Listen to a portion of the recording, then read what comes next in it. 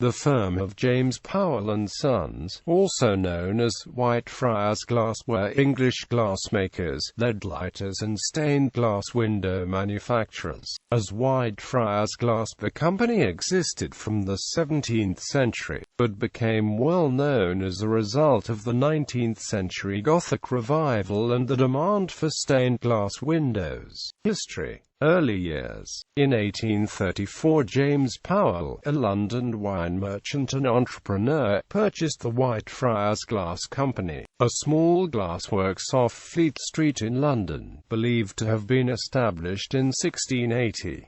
Powell and his sons were newcomers to glass-making, but soon acquired the necessary expertise. They experimented and developed new techniques, devoting a large part of the production to the creating of church stained glass windows. The firm acquired a large number of patents for the new ideas and became world leaders in the field, business being boosted by the building of hundreds of new churches during the Victorian era. While Powell manufactured stained glass windows, it also provided glass to other stained glass firms. A major product of the factory was decorative quarry glass, which was mass-produced by molding and printing, rather than hand-cutting and painting. This product could be used in church windows as a cheap substitute for stained glass. It was often installed in new churches, to be later replaced by pictorial windows. Most of this quarry glass was clear, printed in black and detailed in bright yellow-silver stain. Occasionally the quarries were produced in red, bluey-pink glass, but these are rare. Surprisingly few entire windows of Powell quarries are to be seen in English churches, although they survive in little-seen locations such as vestries, ringing chambers and behind pipe organs. St. Philip's Church, Sydney, retains a full set of Powell quarry windows. Powell also produced many windows in which pictorial mandalas or roundels are set against a background of quarries.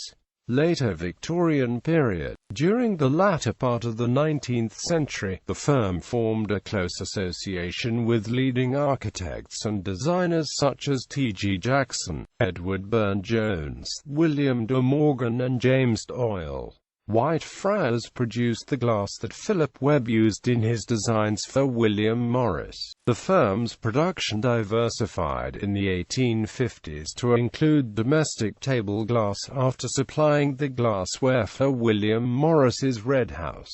In 1875, Harry James Powell, grandson of the founder and an Oxford graduate in chemistry, joined the business. His training, which led to more scientific production and innovations such as previously unattainable colors and heat-resistant glass, for applications in science and industry, like X-ray tubes and light bulbs. New production lines such as opalescent glass proved to be extremely successful.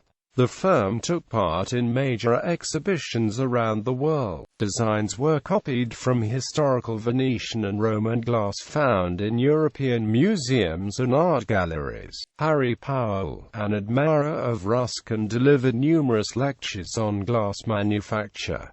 Between the wars, the firm's name was changed to Powell and Sons Limited in 1919, and the growth in business demanded new premises. In 1923, the new factory was opened in Wealdstone. Despite a flourishing business, the great expense of the new factory scuttled plans to construct a village to house the workers in a style fashionable during the arts and crafts movement. In the years between World War I and World War II, business and the financial situation were much improved. Glassware trended to the colorful and heavy, and optic molding and wheel engraving played a major part in bringing the Art Deco style to the middle and upper classes. It was during this period that James Humphreys Hogan, a designer with the firm, had the most impact on Powell and Sons. Hogan was apprenticed to the Powell and Sons firm at the age of 15, and it was the sole employer in his career. He designed extremely important windows for many cathedrals in England, and the finest of these are the two windows in the great central space of Liverpool Cathedral. Cathedral and the windows in St. Thomas Church, 5th Avenue, New York City, which were fabricated between the World Wars.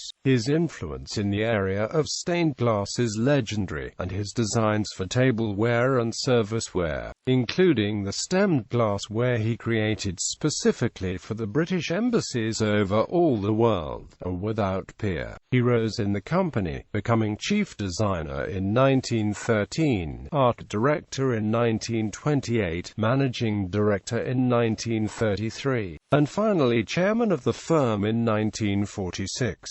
In addition, Hogan traveled throughout the United States as primary sales agent for the Powell and Sons firm. For the period between 1926 and 1928, he produced a tenfold increase in the Powell and Sons stained glass sales in America. Unquestionably, he was a workaholic and literally worked himself to death. Returning from a long sales trip to the United States in late December 1947, he collapsed on January 3, 1948, and slipped in a coma-like state. He died on January 12, 1948, without ever regaining consciousness. In the 1930s, the firm started production of Millefiori paperweights characterized by shallow domes and wide bases. This period of prosperity ended with World War II.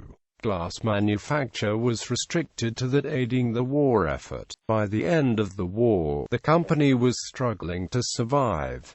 Post-war, the Festival of Britain of 1951 helped the British economy to recover. Whitefriars was selected as an outstanding example of modern British industry. The following years saw austere and functional Scandinavian design sweeping Europe, and dominating stock purchases by major outlets such as Selfridges and Fortnum and Mason. The arrival of glass bricks, which were cheap, thick slabs of colored glass set in concrete bricks, dispensed with the need for expensive stained glass in new churches.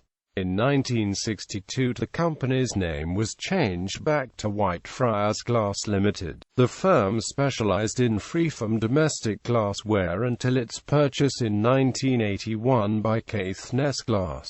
Art student Jeffrey Baxter was employed as a designer in 1954 by chief designer William Wilson. Baxter introduced a range of textured vases in 1967.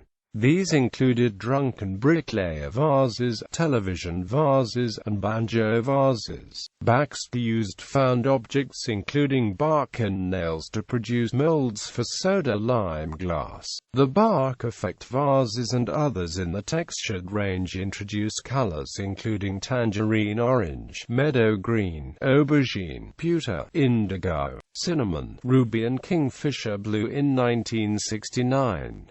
The colored glass was encased in clear glass. Baxter stayed with Whitefriars Glass until its closure in 1980. The high labor costs of handmade glass and late 1970s economic problems in the UK had made Whitefriars uncompetitive. The factory site was bulldozed.